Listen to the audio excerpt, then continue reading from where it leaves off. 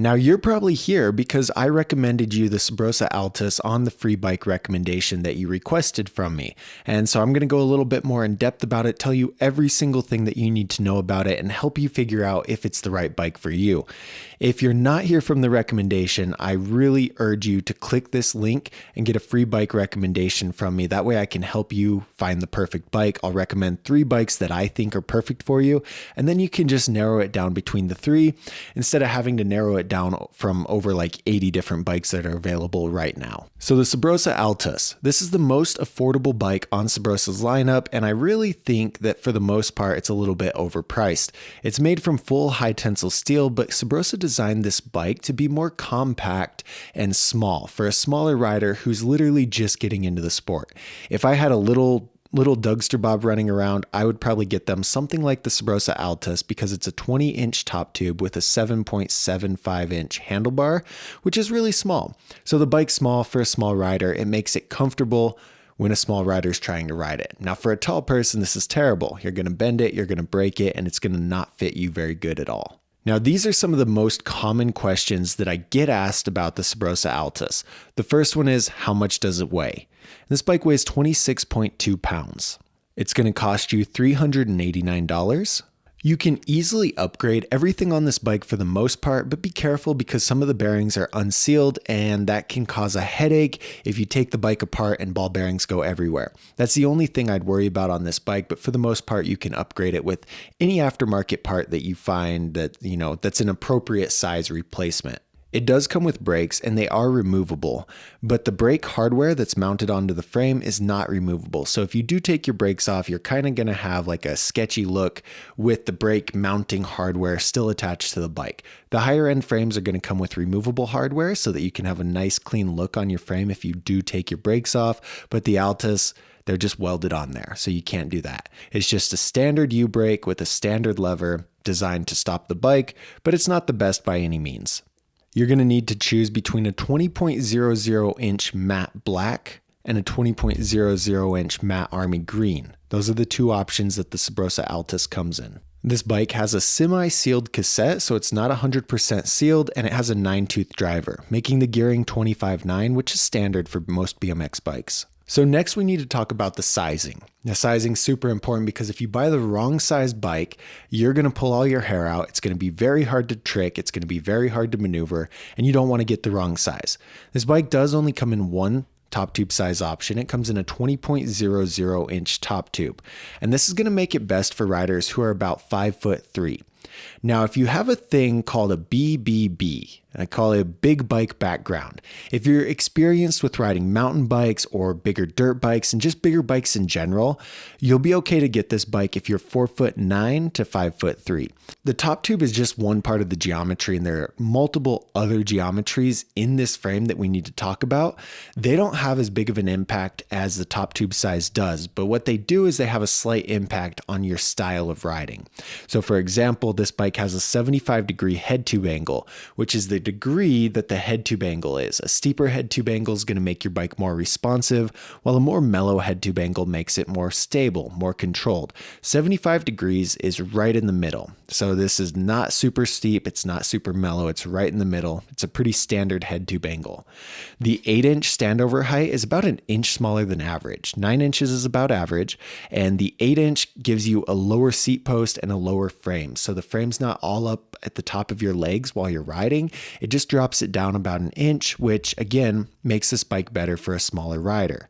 The chainstay is a 13.2-inch chainstay, which is, it's technically average. 13 inches to 13.2 inches is on the average side. You can get longer chainstays, like closer to 14 inches, which are going to make the bike feel really stable, harder to pick up manuals, and then you can get the shorter chainstays, which makes the bike really responsive and really snappy.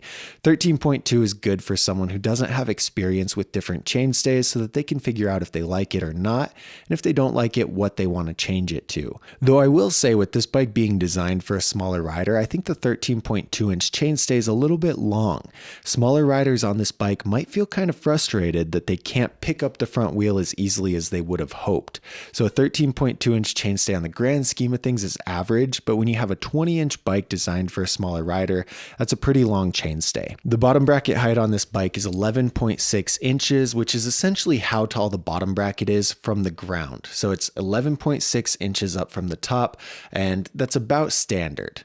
11.5 makes the bike feel more mellow, 11.7 makes the bike feel more snappy, so 11.6 is standard. It's not going to have any impact on your riding one way or another. Now, there's some other geometries that I felt like it's important to go over on here, like the fork offset, which is 30 millimeters. Now, I'd say 30 millimeters is more on the stable side. The most mellow forks you can get aftermarket are 32 millimeter, while the most responsive you can get are 15 millimeter or 13 millimeter now.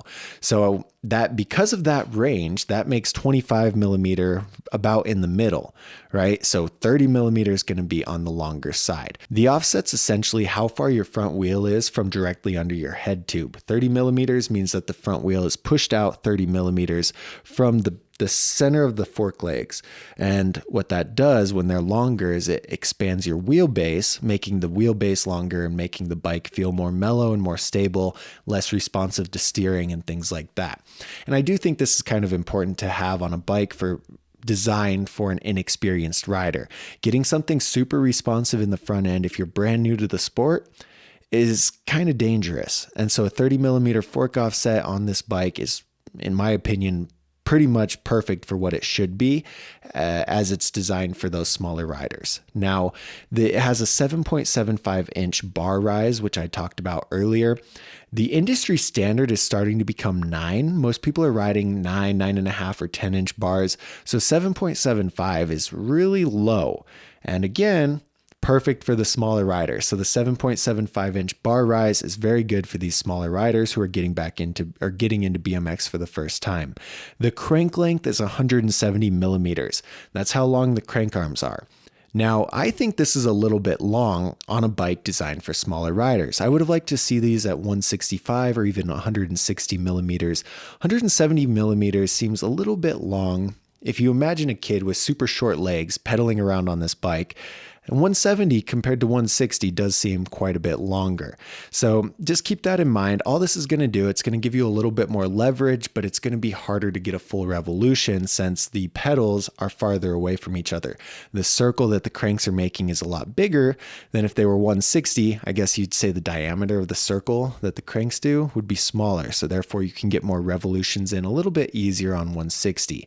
Now, it's a real minuscule detail, especially to a small kid who's getting onto the BMX. Like, it's not that huge of a deal, but it's something to keep in the back of your mind because you might find bikes with 160 millimeter cranks and a 20.00 inch top tube, which will feel a lot better. Now, I'm not 100% sure, but I'm just assuming the stem reach is 50 millimeters. 50 millimeter reach stem means that where the bars go on the stem is 50 millimeters away from the center of where the stem goes on the forks. The farther away your stem is gives you more of a mellow steering. So when you steer the handlebars, it doesn't react as quickly. And when they're shorter, it reacts a lot quicker. Mountain bike riders have really short stem reaches, while BMX gets a little bit longer because we like the stability that comes with higher speeds. So I'm assuming this is 50 millimeters, but I'm not 100% sure. So with all these geometries, we're going to get a smaller rider who's going to feel controlled and stable on the bike. I'm thankful that it's not a really responsive bike and a really responsive geometry designed for a smaller rider because you don't want them to get hurt. You want them to learn control with the bike, even if it's going to make it a little bit harder for them to progress. So quality is important with how much your bike can withstand. Is it going to withstand big drops and big gaps as this new rider who gets on this bike progresses? Is the bike going to withstand to that level of riding or the weight or anything like that? So let's talk about the Subrosa Altus quality and if it's actually a decent quality bike. And it's actually not technically it's full high tensile steel. High tensile steel is the weaker metal that BMX companies use when making frames and complete bikes, essentially. You won't see high tensile steel on very many aftermarket parts, if any, because it's so weak. So it has a high tensile steel frame, high tensile steel forks with a star cap. The star cap inside the forks is a pain in the ass because when you tighten that too much, it just pulls the star cap up out of the forks. So when you tighten that star cap too much, it's going to yank right out of the forks. And I've had this happen a handful of times early on the bikes, and the only way to fix it is to buy new forks. And that is the most frustrating thing ever. So it's just a cheap way that they make the forks, it's not the best. All right. And then it has a 2-piece steer tube with tapered legs. So the forks are not very high quality. The frame is not very high quality. The bars are also high tensile steel, 2-piece bars, not very high quality. The cranks come in full chromoly with 8-spline spindle. Most complete bike cranks you won't have very many issues with because they're going to be full chromoly 8-spline spindles. Just know these kind of cranks are very heavy compared to the 48-spline aftermarket alternatives, but this is what you're going to see on most complete bikes, this chromoly 8-spline spindle. They're fully replaceable, but you shouldn't worry about them too much. Just know that they weigh a lot. And then the rims are made from single wall Rant alloy rims. Single wall rims are going to be a lot weaker than double wall rims. When you crash on something or when you crash on a spin, the rims, depending on how strong they are, will take up that impact. I was learning tail whips one time and my back rim smacked the ground so many times that it just turned sideways like that. And it was a single wall rim. So that's going to happen on those lower quality rims. Now, with this quality, it's important to know that if you're just cruising on the bike, you're doing manuals, you're doing wheelies, it's not the end of the world. It's under $400 and it's low quality, but it's a lower priced bike, so it's something that you're going to expect. If you look on the Dougster Bob app, you'd see that because of this quality, the bike has a 130-pound weight limit. So what that essentially means is that if you weigh over 130 pounds, you're going to break this bike fairly quickly and it's not going to last very good for you. If you weigh under 130 pounds, you shouldn't worry too much about the quality because you don't have enough meat on your bones to actually break the bike, even though it's a low quality bike. Now, the only cool thing that I saw on the parts package was the Rant Trail plastic pedals. These are aftermarket pedals. Even though that they're Rant aftermarket pedals, they're still aftermarket pedals. So they're a little bit better than the bikes that are going to come with like cheap Wellgo pedals or just a cheap, junky, generic pedal. These are going to be a little bit better, but that's really the only good aftermarket part that I saw on there. Some of the lowlights on the part package is the 410 chain, which is the weaker option for a chain. I've snapped a lot of chains and I just want you to be wary that this is a lower quality chain that might snap over time, 6 months in if you're pedaling a lot. And when your chain snaps, you hit your knee on your stem and it's just terrible. It's not a very good time. It doesn't have removable brake mounts, which I touched on earlier, and it has unsealed bottom bracket, headset, and hubs. So again, if you're replacing any of these parts, if your hub's going to wear out a little quicker than normal. Your bottom bracket, if you take your cranks off, ball bearings might go everywhere. You got to be careful about that. And just know unsealed parts don't last nearly as long as fully sealed parts. So certain bikes are designed for certain types of riding. And depending on the type of riding you like to do, you're going to want to find a bike that fits into that. So let's assume you're under 130 pounds and you're the right height for this bike. Now let's take a look at what this bike is best for riding and if that fits into what you want to do with it.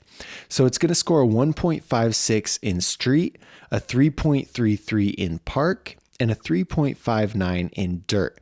So the way that the geometry and the parts package is designed, this bike is going to be best for riding park and dirt, while it's not so good with riding street. Now, I did mention earlier that this bike is fully upgradable. So if you do want to buy some aftermarket pegs or some aftermarket hub guards to throw on this bike, that will boost the street score. Since there's a lot of things that affect these scores, those will boost the street score. So if you're real into riding street, you can buy universal hub guards, universal pegs, and throw them on the bike. Just make sure they're the right axle size. And then that can give you more street score. You can make all kinds of upgrades with this bike to make it better for dirt, for park, for whatever you want to do. But as it comes right out of the box, those are the scores. Now, the best upgrades, if I had this bike and I bought this bike and then I was going to upgrade it right away, the first thing I would upgrade is the wheels. Wheels on lower quality bikes are going to be really heavy and really weak. And that's the opposite of what you want. You want light and strong. So upgrading the wheels will cost quite a bit, but you can do so. And by upgrading them, you're making massive improvements to your bike. Its rotational weight, it's going to be stronger as you do drops and spins and gaps and things like that. So wheels are number one.